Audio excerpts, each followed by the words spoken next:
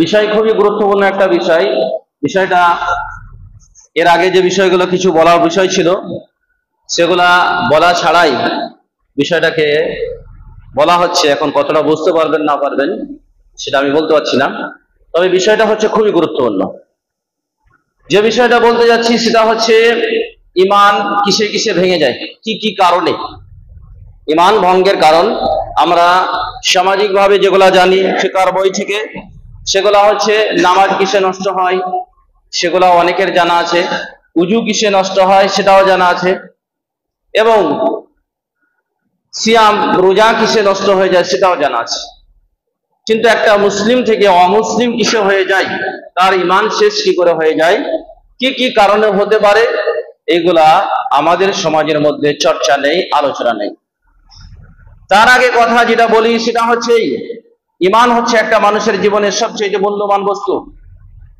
সব কিছু তার আছে পৃথিবীতে, তার বিদ্যা আছে, বুদ্ধি আছে, ধন আছে, সম্পদ আছে, তার মানসাব আছে, তার সম্মান সব কিছু আছে। যদি তার ঈমান না থাকে আল্লাহ সুবহানাহু ওয়া তাআলার কাছে কোনো তার মূল্য নেই, কোনো তার মর্যাদা নেই, কোনো তার মাছির ডানার সময় আল্লাহ রাব্বুল আলামিনের কাছে তার মর্যাদা নেই। তার জলজান্ত বহু উদাহরণ আল্লাহ রাব্বুল আলামিন এবং তার নবী মুহাম্মদ সাল্লাল্লাহু আলাইহি সাল্লাম দিয়েছেন। তার মধ্যে একটি হচ্ছে দৃষ্টান্ত ফিরাউন এবং নমরুদ। আল্লাহ রাব্বুল আলামিন এদেরকে দুনিয়াতে অনেক সম্মান দিয়েছিলেন, অনেক সম্মান এবং মর্যাদা দিয়েছিলেন, এদেরকে ধন সম্পদ আল্লাহ রাব্বুল আলামিন দিয়েছেন, এবং এরা মানুষের কাছে সম্মান পেয়েছে। বহু মানুষের প্রতি নির্যাতন এবং অত্যাচার করেছে, নিজে খোদার আসনে বসে থেকেছে, কিন্তু আল্লাহ সুবহানাহু ওয়া তাআলার কাছে তাদের কোনো মর্যাদা নেই। অথচ একবারে নিম্ন থেকে নিম্ন মানুষ, সমাজে তার কোনো ভ্যালু নেই, দরজার কাছে ডাক দিলেও মানুষ তার ডাকে সাড়া দেয় না, সে বিবাহ করব বললেও তার বিবাহ দেবে, এরকম কোনো মানুষ তার খুঁজে পায় না। সমাজে একবারে নিকৃষ্ট, সমাজে যার কোনো ভালো নেই। যদি ঈমান থাকে আল্লাহ সুবহানাহু ওয়া তাআলার কাছে তার অনেক অনেক সম্মান আছে। যার উদাহরণ হচ্ছে বিলাল রাদিয়াল্লাহু তাআলা আনহু, যার হচ্ছে কি উদাহরণ হচ্ছে বিলাল রাদিয়াল্লাহু তাআলা আনহু, খাব্বাব রাদিয়াল্লাহু তাআলা আনহু, যাদের সমাজে কোনো মর্যাদা ছিল না, পশুর চাইতেও তাদেরকে নিকৃষ্ট ভাবা হতো, পশুর চাইতেও খারাপ ভাবা হতো, কিন্তু আল্লাহ সুবহানাহু ওয়া তাআলার কাছে অনেক সম্মানিত, অনেক মর্যাদাশীল, অনেক মর্যাদাশীল। এবং সহিহ বুখারীতে হাদিস রয়েছে, রাসূলুল্লাহ সাল্লাল্লাহু আলাইহি সাল্লাম বলেন, রিজালুম মিনান নাস, মানুষের মধ্যে কিছু মানুষ রয়েছে, মানুষের মধ্যে কিছু মানুষ রয়েছে। দুটি হাদিস, দুই ধরনের হাদিস রয়েছে, রিজালুম মিনান নাস অথবা রাজুলুম মিনান নাস। মানুষের মধ্যে কিছু মানুষ আছে অথবা কিছু মানুষ আছে যারে যদি ওই সুরায়া তারাতে যদি ঈমান থাকে, নালু সেখানে তারা ঈমান হাসিল করবে, সেখান থেকে তারা ঈমানকে শিখবে, সেখান থেকে তারা ঈমানকে জানবে। ঈমান যদি থাকে, ঈমানদার যদি থাকে, তাহলে আপনার এই মসজিদ থাকবে। ঈমানদার যদি থাকে যে পূর্ব দিকে সূর্য উঠছে আর পশ্চিম দিকে ডুবে যাচ্ছে, সুন্দর পৃথিবী চাকচিক্যভাবে সাজানো আছে, সবকিছু এটা দেখতে পাবেন। যেদিন ঈমানদার থাকবে না, সেদিন আল্লাহ সুবহানাহু ওয়া তাআলার কাছে এত সুন্দর দুনিয়া, এত চাকচিক্য দুনিয়া, এত সুন্দর দুনিয়া যেখানে মানুষ প্রভাবিত হয়ে যায়, সবকিছু দিয়ে সাজানো গোছানো দুনিয়া, আল্লাহ সুবহানাহু ওয়া তাআলা সেই দিনই দুনিয়াকে ধ্বংস করবেন। যেদিন পৃথিবীতে শুধু বেঈমান আর বেঈমান থাকবে, পৃথিবীতে সবকিছু থাকবে, ধন সম্পদ সবকিছু থাকবে, বিদ্যা বুদ্ধি সবই থাকবে, এবং ইঞ্জিনিয়ার টেকনোলজি সবকিছু উন্নতি থাকার পরেও আল্লাহ সুবহানাহু ওয়া তাআলা পৃথিবীকে রাখবেন না। কেন রাখবে না? ঈমানদার নেই তার জন্য।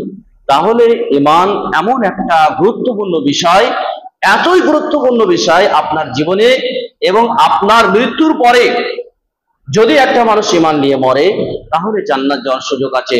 যদি একটা মানুষ ঈমান নিয়ে দুনিয়াতে থাকে, তাহলে আল্লাহ সুবহানাহু ওয়া তাআলা এই দুনিয়া রাখবেন। যদি আল্লাহ রাব্বুল আলামিনের একটা বান্দা যদি দুনিয়াতে থাকে ঈমানদার, তারপরেও আল্লাহ রাব্বুল আলামিন দুনিয়াতে এই পৃথিবীকে রাখবে। আর যদি ঈমানদার না থাকে, এত সুন্দর দুনিয়া একটা ফোঁটাতেই সব উল্টোপাল্টা হয়ে যাবে। সেই জন্য অন্যান্য বিষয় আমরা বুঝি বা না বুঝি, ঈমান অবশ্যই আমাদেরকে বুঝতে হবে, ঈমান অবশ্যই জানতে হবে, ঈমান সম্পর্কে অবশ্যই জ্ঞান অর্জন করতে হবে, ঈমান সম্পর্কে অবশ্যই অভিজ্ঞতা অর্জন করতে হবে, এবং ঈমানের প্রতি মহব্বত এবং ভালোবাসা থাকতে হবে।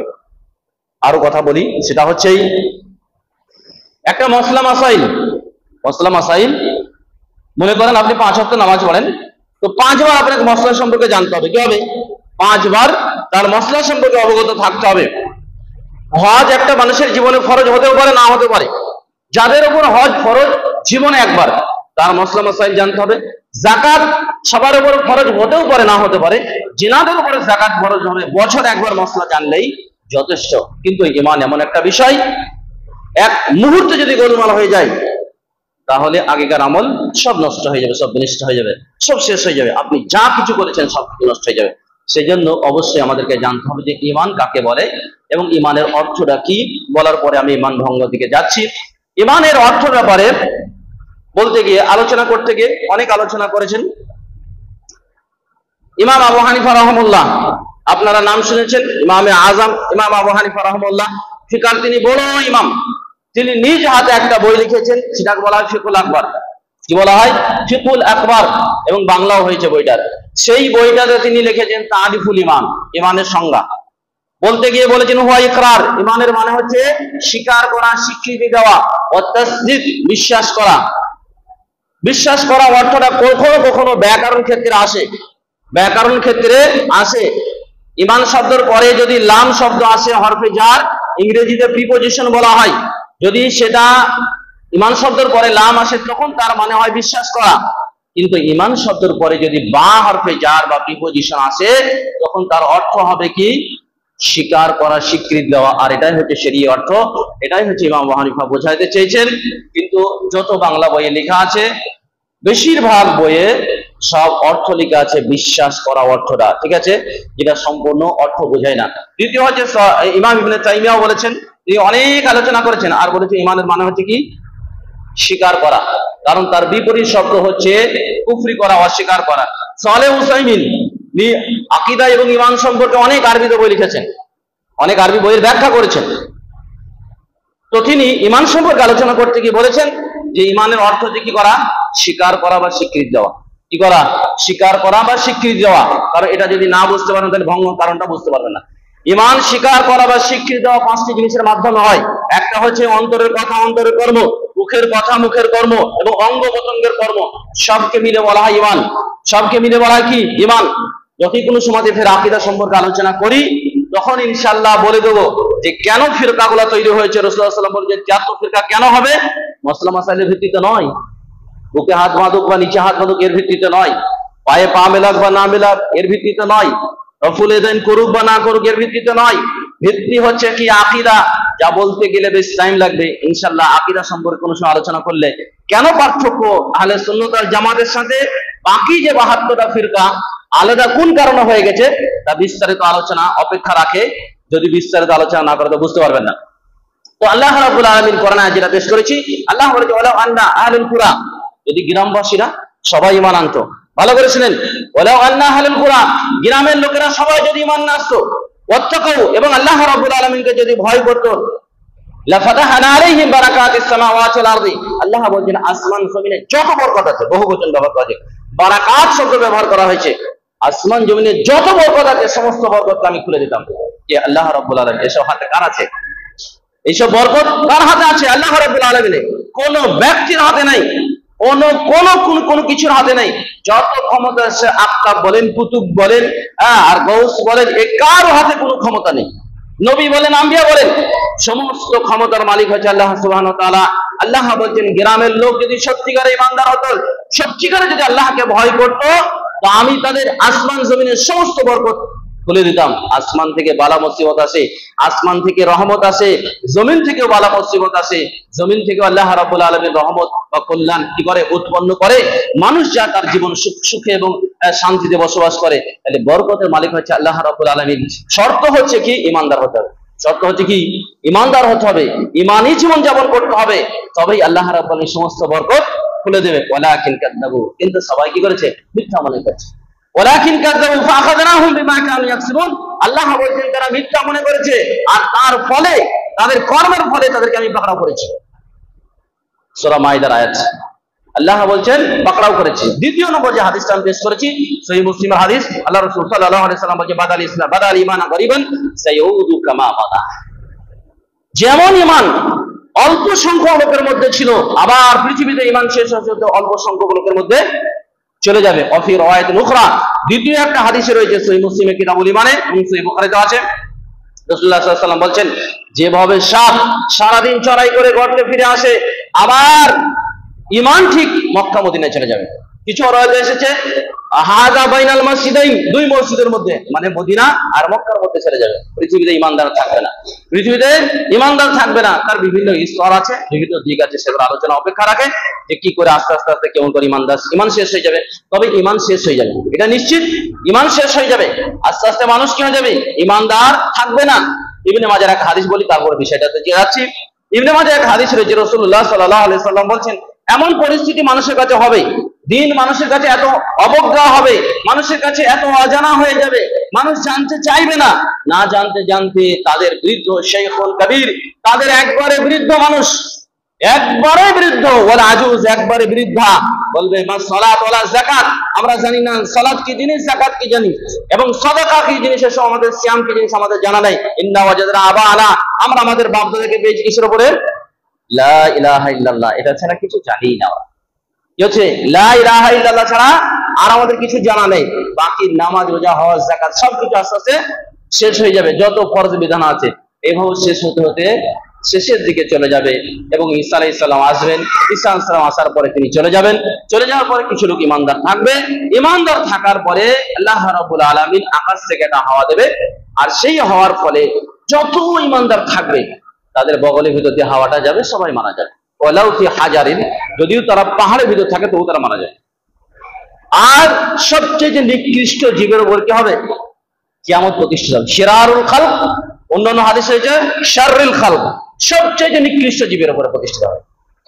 তো কি হবে, ঈমান শেষ হয়ে যাবে। আর শেষ কি করে হয় জানেন, সেটা হচ্ছে চর্চা না করলে। কি হবে, চর্চা না করলে, তা নিয়ে আলোচনা না করলে, তা নিয়ে না ভাবলে, তাতে যদি মহব্বত ভালোবাসা না থাকে, তার প্রতি যদি গুরুত্ব না থাকে, স্বাভাবিক নিয়ম সেটা শেষ হয়ে যাবে, স্বাভাবিক নিয়ম আস্তে আস্তে সেটা শেষ হয়ে যাবে। সেই জন্য ইমানি বিষয়গুলো ভালো করে চর্চা করতে হবে, ইমান কাকে বলে সেটা ভালো করে বুঝতে হবে, ইমানের প্রতি মহব্বত ভালোবাসা থাকতে হবে। ইমান শেষ হয়ে যায় বেশ কিছু কারণে, ওলামায়ে কেরামরা অনেক কারণ বর্ণনা করেছেন, তার মধ্যে মোটা হচ্ছে 10টি কারণ। কটা, মোটা 10টি কারণ। হ্যাঁ, খুব বড় বড় কারণ যেগুলা, সেই 10টি কারণ সময় যদি সাথ দেয়, 10টি কারণ আমি ইনশাআল্লাহ আলোচনা করব। তবে ইমানি যে সমস্ত বইগুলো আছে সেগুলো আপনাকে পড়তে হবে এবং জানতে হবে, তাহলে ইনশাআল্লাহ ইমান সম্পর্কে বুঝতে পারবেন। প্রথম যেটা, ইমান যেটা নষ্ট হয়ে যায়, মানে একটা মুসলিম থেকে অমুসলিম হয়ে যায়, ইমানদার থেকে বেঈমান হয়ে যায়। নামাজ পড়লেও, রোজা করলেও, হজ করলেও, যাকাত দিলেও, এমনকি কাবা ঘরকে যদি ভেঙে নতুন করে তৈরি করে তারপরেও বেঈমান হয়ে যেতে পারে। কথা বুঝতে পারলেন?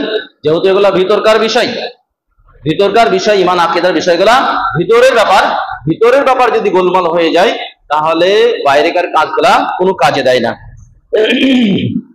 1 নম্বর কাজ হচ্ছে শিরক, আশ-শিরকু ফি ইবাদাতিল্লাহ, আল্লাহ রাব্বুল আলামিনের ইবাদতে শিরক করা। কি হচ্ছে, আল্লাহ রাব্বুল আলামিনের ইবাদতে শিরক করা। এখন ইবাদত কাকে বলে, ভালো করে শুনেন, ইবাদত কাকে বলে? আপনারা তো বলবেন নামাজ, রোজা, হজ, যাকাত ইবাদত, তাই কি না? এটা তো বলবেন যে নামাজ, রোজা, হজ, যাকাত। নামাজ, রোজা, হজ, যাকাত হচ্ছে ইবাদতের একটা অংশ। ইবাদতের ব্যাপারে ইমাম ইবনে তাইমিয়া রাহিমাহুল্লাহ আলোচনা করতে গিয়ে বলেছেন, ইসমুন জামিউন, ইবাদত হচ্ছে একটা ব্যাপক শব্দ। কি হচ্ছে, ব্যাপক অর্থবোধক শব্দ। ইবাদত তাকেই বলে মা ইউহিব্বুল্লাহ, আল্লাহ যা পছন্দ করে, ওয়া ইয়ারদা, আল্লাহ যাতে সন্তুষ্ট হয়, তাকে বলে ইবাদত। বুঝতে পারলেন? আল্লাহ যা পছন্দ করে, আল্লাহ যা ভালোবাসে, সেটাই হচ্ছে ইবাদত। নামাজ, রোজা, হজ, যাকাত এগুলো হচ্ছে ইবাদতের একটা পার্ট। নজর মানা, তারপরে মহব্বত করা, তারপরে মানত করা, এই সাজদা করা, এগুলা ভালো। আর রাস্তা থেকে কষ্টদায়ক জিনিস হটিয়ে দেওয়া, ভালো কথা বলা, মন্দ কাজে নিষেধ করা, পর্দা করা, এগুলো হচ্ছে ইবাদতের একটা পার্ট। কিন্তু ইবাদতের মূল অর্থ হচ্ছে কি, মা ইউহিব্বুল্লাহ, আল্লাহ যা পছন্দ করেন, আল্লাহ যাতে সন্তুষ্ট হয়, সেটাই হচ্ছে কি ইবাদত। ইবাদতের মধ্যে আরো 3টি জিনিস থাকতে হবে।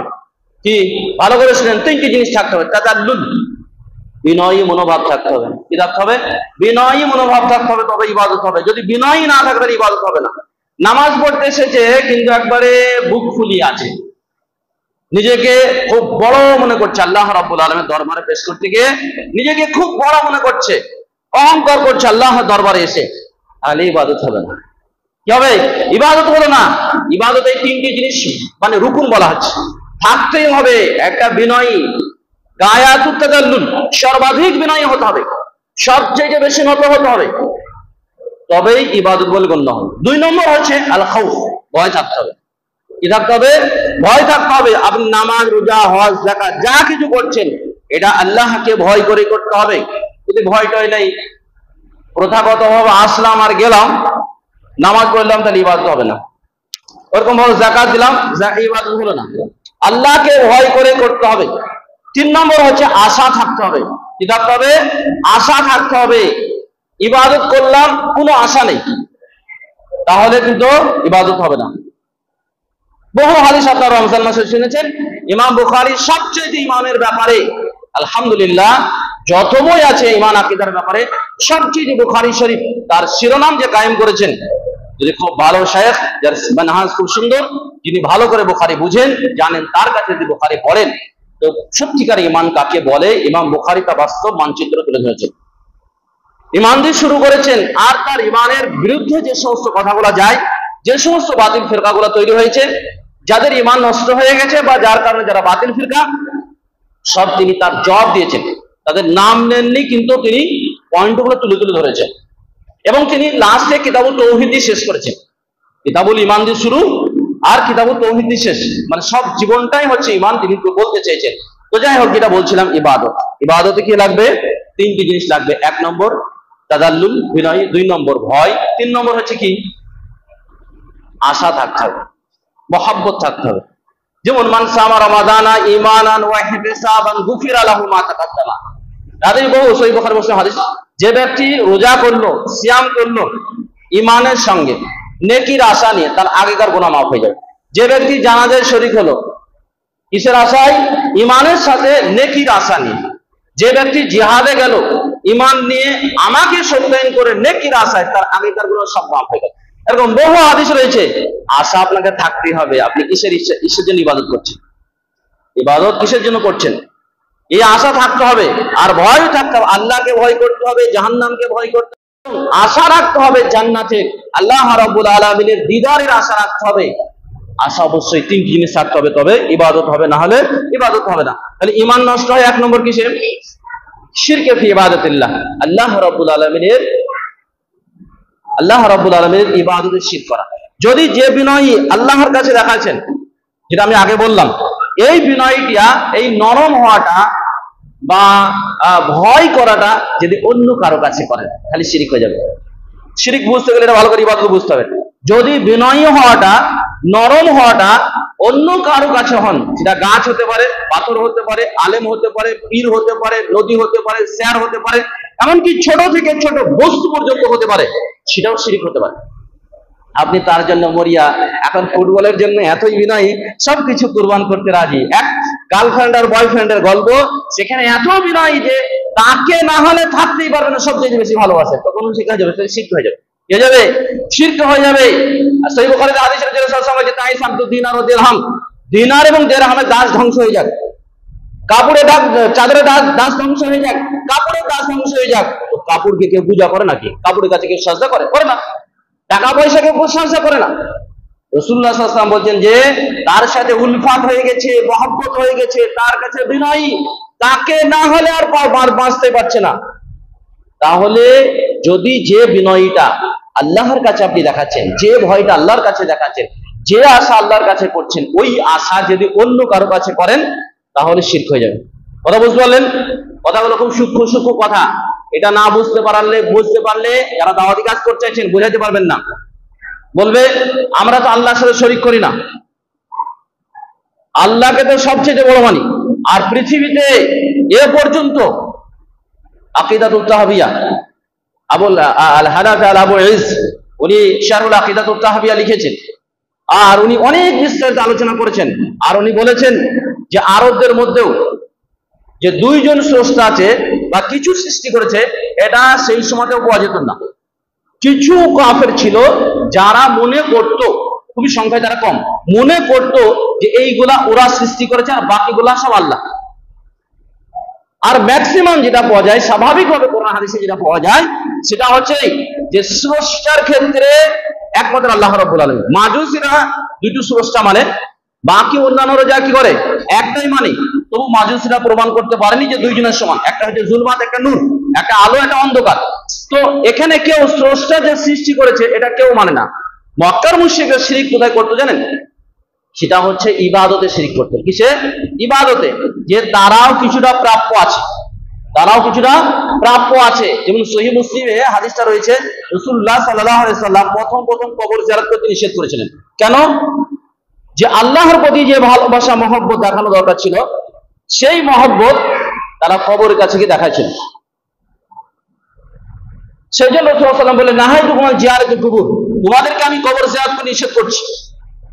যখন দেখলেন যে তাদের ঈমান খুব পুখতা হয়ে গেছে, মজবুত হয়ে গেছে, তখন বললেন যে এইবার কবর জিয়ারত করো। ফাযুরুহা ফাইন্নাহা তুযাক্কিরুল আখিরাত, কারণ কবর জিয়ারত কি হবে? আখিরাতকে স্মরণ করবে। শিরক ওখান থেকে চালু হয়েছে, মৃত্যু মানুষ থেকে। নূহ আলাইহিস সালাম থেকে নিয়ে আদম আলাইহিস সালাম পর্যন্ত, মানে আদম থেকে নূহ পর্যন্ত আশারাতা কুরু, 10 পিঢ়ি, 10 পুরুষ পর্যন্ত কোন শিরক ছিল না। আজকে হিন্দুরা কি বলছে? যে আমাদের ধর্ম সবচেয়ে পুরাতন ধর্ম। কিন্তু আব্দুল্লাহ ইবনে আব্বাস রাদিয়াল্লাহু তাআলা সহিহ রওয়ায়াত রয়েছে, আব্দুল্লাহ ইবনে আব্বাস বলছেন যে আদম থেকে নিয়ে নূহ আলাইহিস সালাম পর্যন্ত পৃথিবীতে কোনো ধর্ম ছিল না, কোনো ধর্ম ছিল না। একমাত্র হচ্ছে দ্বীনে হানিফ, একনিষ্ঠ আল্লাহ রাব্বুল আলামিন দিন ছিল। নূহ আলাইহিস সালামের এই মৃত্যু মানুষকে নিয়ে বাড়াবাড়ি করতে করতে কি হয়ে গেল? শিরক চালু হলো। যেটা এই উম্মতের মধ্যেও বাড়াবাড়ি করতে করতে কি হয়ে গেছে? শিরক চালু হয়েছে। তাহলে একমাত্র ঈমান ভাঙার কারণ হচ্ছে শিরক করা। কি করা? শিরক করা। আর শিরক কিছু হয় আমি বললাম, সেটা মনে হয় লক্ষ্য করেছেন যে যে বিনয় আল্লাহর কাছে দেখানো হয়, এটা যদি অন্য কারো কাছে দেখানো হয় তাহলে কি হয়ে যাবে? শিরক হয়ে যাবে।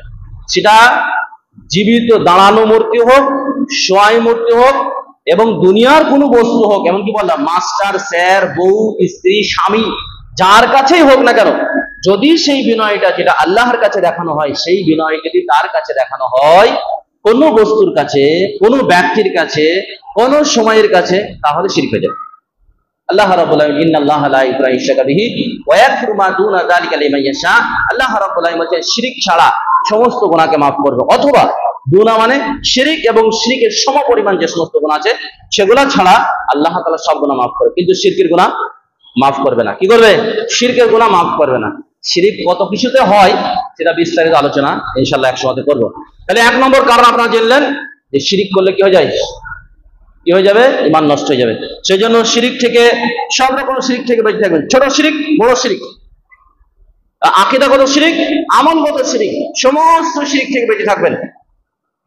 আল্লাহ রাসূল সাল্লাল্লাহু আলাইহি সাল্লাম দোয়া করতেন, আল্লাহুম্মা ইন্নী আউযু বিকা আন উশরিকা বিকা ওয়া আনা আ'লামু ওয়া আস্তাগফিরুকা লিমা লাম আ'লাম। আল্লাহ, যে সমস্ত শিরক আমার জেনে শুনে হয়ে যায় সেগুলো তোমার কাছে আস্থা করে যাচ্ছি, আর যেগুলো অজান্তে হয়ে যাচ্ছে তোমার কাছে মাফ চাচ্ছি। কে দোয়া চাইতেন? মুহাম্মদ সাল্লাল্লাহু আলাইহি সাল্লাম, যার কল্পনা করা যায় না যে শিরক করবেন, তারপরেও দোয়া চাইতেন, তার মানে কি? মানুষের হয়ে যেতে পারে শিরক, কথাতে, কর্মতে, পরিস্থিতিতে হয়ে যেতে পারে, পরিবেশে হয়ে যেতে পারে। এমন একটা দেশে বসবাস করি আমরা যেখানে অধিকাংশ লোক হচ্ছে মুশরিক, বহুত্ববাদে বিশ্বাস করে, আর বহু তয়রা এবং কুলক্ষণে বিশ্বাস করে, যা আমরা সচরাচর উঠা বসা দেখি। যারা আমরা মুসলিম নামে, তাদেরও বহু শিরক রয়েছে। সেই জন্য যেহেতু মিক্সচারাল পরিবেশে বসবাস করলে সেদিকে প্রভাবিত হয়। হাদিস বলতে বলতে হাদিস চলেই আসছে। মুআয রাদিয়াল্লাহু তাআলা আনহু, ভালো করে শুনেন, তিরমিজি হাদিস রয়েছে, মুআয রাদিয়াল্লাহু তাআলা আনহু যখন শাম দেশে শামে তিনি কি করলেন, আল্লাহ রাসূল সাল্লাল্লাহু আলাইহি ওয়াসাল্লাম তাকে কোনো দায়ী অথবা সেখানকার গভর্নর হিসেবে পাঠিয়েছিলেন। তিনি ফিরে আসার পরে মুহাম্মদ সাল্লাল্লাহু আলাইহি ওয়াসাল্লামকে সাজদা করতে চাইছেন। তো রাসূল সাল্লাল্লাহু আলাইহি ওয়াসাল্লাম, মা হাযা ইয়া মুআয, এবার কি কথা, এবার কি মুআয তুমি আমাকে সাজদা করতে যাচ্ছ? বলছে লি মুআফিকাতিহিম, তাদের মতন করতে যাচ্ছি। আপনি তো আমাদের কাছে অনেক সম্মানিত, তাদের নেতা এবং ধর্মগুরুদেরকে তারা সাজদা করে, যা আপনি আপনাদের দেখতে পাচ্ছেন, আমাদের সমাজে দেখতে পাচ্ছেন, পীরের নামে আর নেতা নেতৃত্বের নামে কত যে সাজদা করা হচ্ছে, কত যে নত হওয়া হচ্ছে, কত যে বিনয় হওয়া হচ্ছে, যেটা প্রাপ্য একমাত্র আল্লাহ সুবহানাহু ওয়া তাআলা। আল্লাহ আমাদেরকে এতে রক্ষা করুক। তো মুআয ইবনে জাবাল যেমন তেমন সাহাবী নয়, সাহাবায়ে কেরামদেরকে রাসূলুল্লাহ সাল্লাল্লাহু আলাইহি ওয়াসাল্লাম যখনই ইহুদি খ্রিস্টানদেরকে পাঠাতেন, কাছে পাঠাতেন, তো মুআযকে পাঠাতেন, কারণ মুআয হচ্ছে জ্ঞানী সাহাবী, আর ইহুদি খ্রিস্টানরা আগে থেকে শিক্ষিত ছিল, যেহেতু আল্লাহ তাদেরকে আগে থেকে আল্লাহর বিধান দিয়েছিলেন এবং আগে থেকে ওরা চালাক চতুর। আর মুআয রাদিয়াল্লাহু তাআলা আনহুকে সেখানে পাঠালেন, মুআয রাদিয়াল্লাহু তাআলা প্রভাবিত হয়ে গেলেন। পরিবেশ খারাপ হলে মানুষ প্রভাবিত হয়, এটা স্বাভাবিক। আপনি আর আমি যে পরিবেশে বসবাস করছি, স্বাভাবিক নিয়ম এটা প্রভাবিত হবে। সেই জন্য কোরআন হাদিসের চর্চা করতে হবে, ঈমান কিসে নষ্ট সে জানতে হবে, আর জানতে হবে কি যে ঈমান কিসে মজবুত হয় সেটাও জানতে হবে, আর কি করলে পরকালে সম্মান বৃদ্ধিত হবে সেটাও জানতে হবে। তো মুআয রাদিয়াল্লাহু তাআলা এত সম্মানিত সাহাবী, এত বড় দায়ী, তার উপর প্রভাবিত হয়ে গেছেন। রাসূলুল্লাহ সাল্লাল্লাহু আলাইহি ওয়াসাল্লাম বলেন, লা ইয়াজুজু লিআহাদিন, কারোর জন্য জায়েজ নয়, যদি জায়েজ হতো তাহলে নারীদেরকে আমি হুকুম দিতাম স্বামীদেরকে সাজা করার জন্য। তাহলে আমি আর আপনি কে, কত দূরের মানুষ। আল্লাহ যদি আমাদেরকে হিফাজত না করে এবং আমরা যদি বিষয়গুলো থেকে সতর্ক সাবধান না থাকি, যদি আমরা চর্চা না করি, স্কুল কলেজ আর দিন পালনের নামে কত শিরক যে হচ্ছে, আল্লাহ আমাদেরকে হিফাজত করুক, আল্লাহুম্মা আমিন। দ্বিতীয় নম্বর কারণ হচ্ছে মান জাআলা বাইনা ওয়া বাইনাল্লাহু ওয়াসাইদ, আল্লাহ এবং বান্দার মধ্যে মাধ্যম তলব করা। ইবাদত করতে গিয়ে আল্লাহ এবং বান্দার মধ্যে মাধ্যম করা। মক্কার মুশরিকরা তারা বলতো যে আল্লাহর ইবাদত আমরা করছি, এবং হজে গিয়ে সহিহ মুসলিমের কিতাবুল হজে হাদিসগুলো দিচ্ছে, তারা বলছে আল্লাহুম্মা লাব্বাইক লা শারীকা লাক লাব্বাইক, যে আল্লাহ তোমার দরবারে উপস্থিত, তোমার দরবারে তোমার কোনো শরীক নাই, ইল্লা, তবে যাদের শরীক আছে তাদেরও তুমি মালিক। কথা বুঝতে পারলেন? মক্কার মুশরিকরাও কাবা ঘর তৈরি করেছেন, যে কাবাতে আপনারা হজ করতে যাচ্ছেন, পৃথিবীর মানুষ হজ করতে, সেই কাবা মুশরিকদেরই তৈরি করা, এবং তারাও হজ করতো, তারাও হাজিদেরকে পানি পান করতো।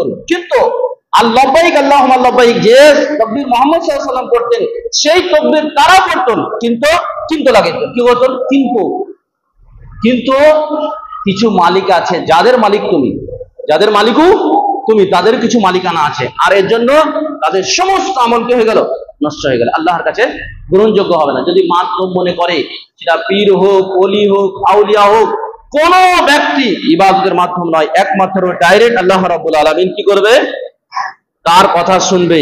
যদি কেউ মাধ্যম মনে করে, তাহলে তার ইবাদত কি হয়ে যাবে, তার ঈমান নষ্ট হয়ে যাবে, তার ঈমান কি হয়ে যাবে, নষ্ট হয়ে যাবে, যে আমার ইবাদত অমুক জনের মাধ্যমে পৌঁছানো হবে বা পৌঁছে দেবে। হ্যাঁ, আর উদাহরণ কত চমৎকার দেয় জানেন, সাধারণ মানুষকে মানে কত তাড়াতাড়ি পথভ্রষ্ট করা যায় জানেন। বলছে ছাদে উঠতে গেলে সিঁড়ি লাগে, কি লাগে, ছাদে উঠতে গেলে সিঁড়ি লাগে, জজের কাছে গেলে উকিল লাগে, তো ইবাদত পৌঁছাতে গেলে ওলিয়া উলিয়াদেরকে লাগবে না? কারণ আল্লাহর কাছে তো পৌঁছানো যাবে না সরাসরি। আর মানুষ যে পরিবেশে থাকে ঠিক সেইভাবে ভাবে। আমি তো মনে করছি গঙ্গার ঘাটে আসমানটা লেগে আছে, বাস্তবে তো লেগে নেই। আপনি মনে করছেন যে 10 বিঘে জমির পরে আসমানটা লেগে আছে, কিন্তু বাস্তবে তো আসমান লেগে নেই। কারণ আমার জ্ঞান হচ্ছে ওই পর্যন্ত, আমি যেহেতু ওই পরিবেশে বসবাস করছি, আমার ব্রেনের যেহেতু চিন্তা ভাবনা হচ্ছে অল্প সামান্য, তাই আমি মনে করছি যুক্তি তো খুব ভালোই দিয়েছে। আর এদিকে ও মজা মারছে, কি করছে, ধর্মের নামে বড় ব্যবসা করে দিয়েছে, হাজার হাজার কোটি কোটি মানুষকে এই দেশের মানুষকে পথভ্রষ্ট করে জাহান্নামে নিয়ে চলে গেছে, আর হাজার হাজার মানুষ তারা জাহান্নামে চলে যাবে যদি এই পথে তারা থাকে, যদি তওবা না করে। কেউ ঠেকাতে পারবে না, কোন মায়ের বেটা তাদেরকে ঠেকাতে পারবে। কারণ মক্কার মুশরিকরা ইবাদত করতেন এই কথা নয়, মক্কার মুশরিকরা হজ করতেন এই কথা নয়, মক্কার মুশরিকরা সালাত করতেন এই কথা নয়, মক্কার মুশরিকরা হাজিদেরকে পানি পান করাতেন এই কথা নয়। তারা সবকিছু করার পরেও তারা জাহান্নামে যাবে, শুধু জাহান্নাম নয়, চিরদিন জাহান্নামে যাবে। নবী মুহাম্মদ সাল্লাল্লাহু আলাইহি ওয়াসাল্লামকে মানুষ করার পরে, নবী মুহাম্মদ সাল্লাল্লাহু আলাইহি ওয়াসাল্লামের খিদমত করার পরে, নবী মুহাম্মদ সাল্লাল্লাহু আলাইহি ওয়াসাল্লামকে দেখাশোনার পরেও তারা জাহান্নামে যাবে, চিরদিন জাহান্নামে থাকবে। কেন? আল্লাহকে তারা অপারগ মনে করেছে, আল্লাহকে তারা অসম্পূর্ণ মনে করেছে। আল্লাহর সাথে কোনো কোনো বিষয়ের কিছু কিছু অংশীদার আছে, যা আমাদের সমাজে মনে করা হয় যে আমাদের ইবাদত ডাইরেক্ট পৌঁছাবে না। যা আমি উদাহরণ দিলাম ছাদের, আর যা উদাহরণ দিলাম জজের। আর সাধারণ মানুষ খুব সহজেই গিলে দেয়, সাধারণ মানুষ খুব সহজেই গিলে দেয়। তাহলে এতদিন যা পাপ করেছে, আমার জীবনে কথায় কথায় কথা চলে আসলো, কলম পত্রিকা 2010 কি 9 যখন উত্তরপ্রদেশে পড়তাম, কলম পত্রিকায় এসেছিল পাকিস্তানের জায়েদ বলে একজন বৈজ্ঞানিক পাকিস্তানে, তার নাম জায়েদ, বৃদ্ধ হয়ে গেছে, বৈজ্ঞানিক মানে সব বড় জ্ঞানী মানুষ, সব পৃথিবীর মানুষকে জ্ঞান দেয়। সে এই যে দিল্লিতে যে মাজার আছে, বুঝতে পেরেছেন, সেখানে আসছে তার গুনাহ মাফ করানোর জন্য। লা হাওলা ওয়ালা কুওয়াতা ইল্লা বিল্লাহ, আউযু বিল্লাহি মিনাশ শাইতানির রাজিম। এত বড় জ্ঞানী পৃথিবীর মানুষকে জ্ঞান দেয়, কিন্তু আমার জীবনে যত অবাকই কাণ্ড দেখেছি তার মধ্যে এই মানুষের জীবন আমার অবাক লেগেছে, যে এত বড় জ্ঞানী হওয়ার পরেও, এত বড় পণ্ডিত হওয়ার পরেও, এত সারা পৃথিবীকে জ্ঞান দেওয়ার পরে আল্লাহর ব্যাপারে কিছুই জানেন আল্লাহর ব্যাপারে। বলছে ওখানে গিয়ে কি হবে, মাজারের নাম আপনারা জানেন, আমি মাহবুব বলছি না, সেখানে এসে বলছে ওখান থেকে এতদিন জীবনে যা কিছু করেছে মাফ করে দেবে, আর সহজ পথ পেয়ে যায়। চুরি করে, ডাকাতি করে, ব্যভিচার করে, মেলা অন্যায় করেছে, ঘুষ খেয়েছে, মদ খেয়েছে, সুদ খেয়েছে, আর বড় লোক হয়েছে, মানে অর্থও কামিয়েছে, আর শেষ জীবনে বলছে পীর সাহেবকে 10 লাখ টাকা 20 লাখ টাকা দিয়ে দিল, যাও সব মাফ হয়ে যাবে, আমি তোমার দায়িত্ব নিলাম, চিটকোট পৌঁছে দিলাম। এটাই হচ্ছে ওয়াসাইল। এটা হচ্ছে কি ওয়াসাইল। এই ওয়াসাইল যারা ধরবে, মাধ্যম যারা ধরবে ইবাদতে, তাদের সমস্ত আমল কি হয়ে যাবে, নিষ্ফল হয়ে যাবে, শেষ হয়ে যাবে, আল্লাহর কাছে কিছুই কবুল হবে না। তারা বলে আমরা ইবাদত করি এই জন্য, ওয়াল্লাযীনা ইত্তাখাযু মিন দুনিহি আউলিয়া মা না'বুদুহুম ইল্লা লিয়ুকাররিবুনা আল্লাহ, যে আমরা ইবাদত এই জন্য এদের করি যে এরা আল্লাহর কাছাকাছি আমাদের করে দেবে। কি করবে? আল্লাহর কাছাকাছি করে দেবে। 3 নম্বর কারণ হচ্ছে ওয়ামান লাম ইয়াকফুরিল মুশরিকিনা ওয়া শাক্কা ফি কুফরিহিম, কেউ যদি বলে, ভালো করে শুনেন, কেউ যদি বলে মুশরিকরা কাফের নয়, অমুসলিমরা কাফের নয়, অমুসলিমরা কাফের নয়, যাদের দেখবে বড় বড় চুল আছে আর দাড়ি আছে, গাঁজা খায়, ঠিক আছে, মাজারের কাছে বসে থাকে, বলে আরে মাধ্যম তো যে কোনো রাস্তা দিয়ে কলকাতা যাওয়া হবে, যে কোনো রাস্তা দিয়ে বহরমপুরে পৌঁছানো হবে, ওদিকে জাতীয় সড়ক দিয়ে হবে, এদিকে বর্ধমান থেকে আসা হবে, ওইদিকে এদিকে আরো মুর্শিদাবাদের কিছু এলাকা থেকে আসা হবে, যে কোনো জায়গাতে পৌঁছালে তো হলো। বলে কি বলে না, বলে যে কোনো ভাবে ইবাদত করলে কি হয়ে যাবে, ইবাদত কবুল হয়ে যাবে। এই আকীদা যদি কারো থাকে, সে কাফের, তার ঈমান নেই। সে যদিও নামাজ রোজা হজ যা কিছু করুক না কেন, তার ইবাদত আল্লাহর কাছে কবুল হবে না, সে ঈমানও থাকবে না, অমুসলিম হয়ে যাবে। অথবা সন্দেহ করে যে হ্যাঁ ওরাও হলে হতে পারে, আল্লাহ কবুল করলে করতে পারে, এরকম যদি করে থাকে তাহলে তাদের ঈমান নষ্ট হয়ে যাবে। যেমন ইহুদি খ্রিস্টানদেরকে তাওরাত ইনজিল দেওয়া হয়েছে, আর কেউ যদি মনে করে যে ইহুদি খ্রিস্টানরা সঠিক পথে আছে, তারাও কাফের হয়ে যাবে। কারণ মুহাম্মদ সাল্লাল্লাহু আলাইহি ওয়াসাল্লাম আসার পরে তাদের সমস্ত মাযহাব, সমস্ত নীতি সব বাদ হয়ে যায়। সহিহ মুসলিমের হাদিস, কিতাবুল ঈমানে হাদিসটা রয়েছে, হাদিসটা লম্বা চড়া হাদিস রয়েছে, সেখানে রাসূল সাল্লাল্লাহু আলাইহি ওয়াসাল্লাম কথাই বলছেন যে যদি কি করে, তারা মুহাম্মদ সাল্লাল্লাহু আলাইহি ওয়াসাল্লাম খবর আসার পরে মুহাম্মদ সাল্লাল্লাহু আলাইহি ওয়াসাল্লাম প্রতি ঈমান না আনলে তারা কাফের হয়ে যাবে। টাইম হয়ে এসেছে। 4 নম্বর হচ্ছে কারণ বলে মানি তাকারা আন্না গায়রুল হুদান নবী সাল্লাল্লাহু আলাইহি ওয়াসাল্লাম, নবী সাল্লাল্লাহু আলাইহি সাল্লামের হিদায়াত ছাড়া অন্য কোনো হিদায়াতকে যদি কি মনে করে, সঠিক মনে করে, সঠিক মনে করে অথবা পূর্ণ মনে করে, তন্ত্র মন্ত্র যত বিচারাচার পৃথিবীতে চলছে, যত দেশ চলছে, এগুলাকে কেউ যদি সঠিক মনে করে, অথবা মুহাম্মদ সাল্লাল্লাহু আলাইহি সাল্লামের বিধানের চাইতে, মুহাম্মদ সাল্লাল্লাহু আলাইহি সাল্লামের বিচার আচারের চাইতে, মুহাম্মদ সাল্লাল্লাহু আলাইহি সাল্লামের নীতির চাইতে যদি বেশি উঁচু মনে করে বা পূর্ণ মনে করে, তাহলে তাদের ঈমান থাকবে না। কি হবে? ঈমান থাকবে না। কেউ যদি বলে যে এখন তো চোরের হাত কাটা যাবে না, আমরা আমাদের দায়িত্ব নেই, সেটা হচ্ছে বাদশার দায়িত্ব, খলিফাতুল মুসলিমের দায়িত্ব, কিন্তু আকীদায় যদি গোলমাল থাকে যে না ওসব চলবে না, ওসব সেকেলে, এখন ওসব চালানো যাবে না, এখন আধুনিক যুগে এসেছে, আধুনিক পদ্ধতির শাসন হবে বা আধুনিক পদ্ধতিতে বিচার আচার হবে, এই আকীদা যদি কেউ ধারণ করে, তাহলে তার ঈমান থাকবে না। কি হবে? তার ঈমান থাকবে না। আপনাকে করতে বাধ্য করা হয়নি, কারণ আপনার যখন ক্ষমতা আসবে তখন আপনি করবেন, কাউকে জোর করে করতে বলা হয়নি। যখন সব মানুষ একমত হবে, যখন ইসলামী রাষ্ট্র কায়েম হবে, তখন তা বাস্তবায়ন হবে, কিন্তু আকীদাকে ঠিক করতে হবে। কি হবে? আকীদা ঠিক করতে হবে। আল্লাহ রাসূল সাল্লাল্লাহু আলাইহি সাল্লামের হিদায়াত ছাড়া, রাসূলুল্লাহ সাল্লাল্লাহু আলাইহি সাল্লামের বিচার বিভাগ ছাড়া, রাসূলুল্লাহ সাল্লাল্লাহু আলাইহি সাল্লামের সুন্নাত ছাড়া অন্য কোনোকে যদি উচ্চ মনে করে, তাহলে কি হয়ে যাবে? তাদের ঈমান নষ্ট হয়ে যাবে, শেষ হয়ে যাবে। ফালা ওয়া রাব্বিকা লা ইলাহা হাত্তা ইউহাক্কিমুকা ফীমা শাজারা বাইনাহুম সুম্মা লা ইয়াজিদুনা ফি আনফুসিহিম হারাজান মিম্মা কাদাইতা ওয়া ইউসাল্লিমু তাসলিমা। সূরা নিসা আল্লাহ তাআলা বলেন, আল্লাহর কসম, তাদের সমস্যার সমাধান যদি আপনাকে বিচারক হিসেবে না মেনে নেয়, এবং তা যদি আপনি যখন বিচার করে দেবেন খুশির চিত্রে যদি না মেনে নেয়, তো তারা ঈমানদার হতে পারবে না। শুধু সন্তুষ্ট নয়, তাসলিম শব্দ এসেছে, একবারে অন্তরের অন্তঃস্থল থেকে মেনে নাও, কোন রকম ভাবে টুটা করবে না। কেন হলো, কি কারণে হলো, কেন হবে, এরকম চিন্তা ভাবনা কল্পনা ব্রেনেও নিয়ে আসবে না। ঠিক আছে? কয়টা কারণ হলো? 4টি কারণ বলা হলো। ঠিক আছে, টাইম হয়ে এসেছে। তো ঈমান হচ্ছে খুবই গুরুত্বপূর্ণ বিষয়। ঈমান কিসে নষ্ট হয় সেটা অবশ্যই আপনাকে বলতে হবে এবং জানতে হবে। এবং ঈমান সম্পর্কে আমি কয়েকটা বইয়ের নাম করছি, সেটা হচ্ছে আগে ঈমান সম্পর্কে জানতে হবে। আব্দুল হামিদ মাদানির কিছু তৌহিদ সম্পর্কে বই আছে, সেটা পড়বেন। এবং ওনার আল্লাহ রাব্বুর নাম এবং গুণ সম্পর্কে একটা বই আছে, সেটা পড়বেন। এবং ইমাম আবু হানিফার যে বইটা আছে ফিকুল আকবর, সেই বইটাও তরজমা এবং ব্যাখ্যা করেছেন আব্দুল্লাহ জাহাঙ্গীর স্যার, সেটা পড়বেন। আব্দুল্লাহ জাহাঙ্গীর স্যার আকীদা সম্পর্কে একটা বই লিখেছে, মোটা বই, সেটা পড়বেন, বাংলা বই যারা পড়া জানেন। আর মোহাম্মদ আবু বকর জাকারিয়া রহমান আরশে উঠেছে, এই বইটা পড়বেন। আমার জীবনের সবচেয়ে গুরুত্বপূর্ণ বই এটা দেখেছি, যে সমস্ত সালাফদের আসাদ লেখা আছে, ও বাইরেকার কোনো কথা লেখা নেই। দ্বিতীয় হচ্ছে মোহাম্মদ আবু বকর জাকারিয়ার কিছু আরো আকীদার বই আছে, সেগুলো পড়বেন। এবং সালেহ উসাইমিনের উসুলুস সালাসা, মূলনীতি 3টি, এটা যদি পারেন তো পড়বেন। আর আরো কিছু বই বাজারে রয়েছে, ইমাদউদ্দিনের, উনি একটা সুন্দর বই বাজারে বাহির করছে দেখলাম, ও বইটা হেবি সুন্দর। ওগুলো যদি পড়বেন তাহলে ইনশাআল্লাহ আলোচনা করলে বুঝতে পারবেন। আর যারা বই পড়তে পারেন না, মোহাম্মদ আবু বকর জাকারিয়ার বক্তব্য শুনবেন। কি করবেন? মোহাম্মদ আবু বকর জাকারিয়ার বক্তব্য শুনবেন, ঈমান আকীদা সম্পর্কে তাহলে ইনশাআল্লাহ ভালো করে বুঝতে পারবেন। আল্লাহর কাছে দোয়া করি, আর যারা আরবি জানেন তারা সালেহ উসাইমিনের বই পড়বেন। আল্লাহর কাছে দোয়া করি আল্লাহ রাব্বুল আলামিন আমাদেরকে ঈমান বোঝা এবং ঈমানি জীবন করা। আল্লাহ রাব্বুল আলামিন তুমি এই সমাজটাকে ঈমানি দাওয়াত দেওয়ার মতন পরিস্থিতি তৈরি করে দাও, যাতে করে এলাকা থেকে সমস্ত বিদআত এবং শিরক এবং খুরাফাত যেন এর মাধ্যমে দূর হয়ে যায়। আল্লাহ রাব্বুল আলামিন যারা দাওয়াতি কাজ করছেন তাদের খরচিয়াত তুমি বাড়িয়ে দাও, তাদের তুমি বরকত দান করো। হে রব্বুল আলামিন পৃথিবীতে ঈমানের প্রচার এবং প্রসার করার তুমি তৌফিক দান করো। হে রব্বুল আলামিন তুমি এমন একটা দায়িত্বশীল দাও যার পিছনে থেকে আমরা দ্বীন এবং দুনিয়া দুটোই রক্ষা করতে পারি। ওয়া সাল্লাল্লাহু আলা নাবিয়িনা